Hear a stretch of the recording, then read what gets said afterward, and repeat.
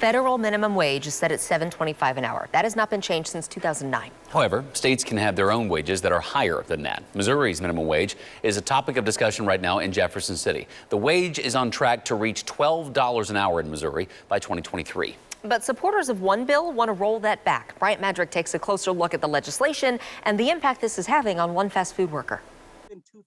Fast food worker Terrence Wise is concerned about how much money he makes. Right now, what I make isn't enough to take care of my family and my 3 kids. He says his struggles could get worse if a proposed bill in Jefferson City becomes reality. House Bill 726 would tie Missouri's minimum wage to the federal wage, which is $7.25. An annual cost of living would be factored in too. But the state wage is currently $10.30, so we're talking about a rollback. Representative Cody Smith is behind the bill and says the intent is to protect small businesses and medical providers in keeping their workers. It gets worse as the minimum wage goes up if they're already struggling to compete with other entities who are hiring their workforce away from them. Smith says increases in the minimum wage is a reason for the drain on talent. But how did we get here? Let's go back to 2018, when nearly 62% of voters approved Proposition B. It would gradually increase the minimum wage to $12 by 2023. I think Missourians were well-intentioned when this passed at the ballot, but perhaps the unintended consequences were not clearly illustrated at the time. During a meeting with fellow lawmakers on Tuesday, Smith offered a 3-year delay to the $12 increase so businesses could get ready. We need to give them more time to adapt to increasing in minimum wage laws. While lawmakers in Jeff City go back and forth on details, fast food workers like Wise worry his future may be a repeat of the past.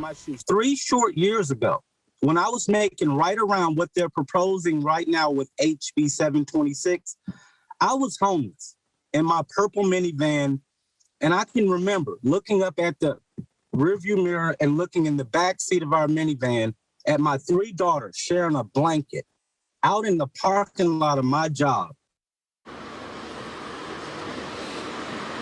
And Terrence Wise, he shared that story on Tuesday with the group Stand Up KC. They actually held a virtual press conference where they are fiercely opposing this bill. You probably have heard of Stand Up KC. They're a group that advocates primarily for fast food workers. Their push is to actually expand the minimum wage to $15 an hour. So obviously they don't like this bill. Back to you. So, Bryant, you've laid out the argument here. Where is the bill right now? What's going on with it? Well, right now it's going through the legislative process in Jeff City, and right now it's still in committee, and that's where it is. It's stuck at the moment. Right now, and I checked online just to see if there's been any progress since the action on Tuesday where that hearing took place.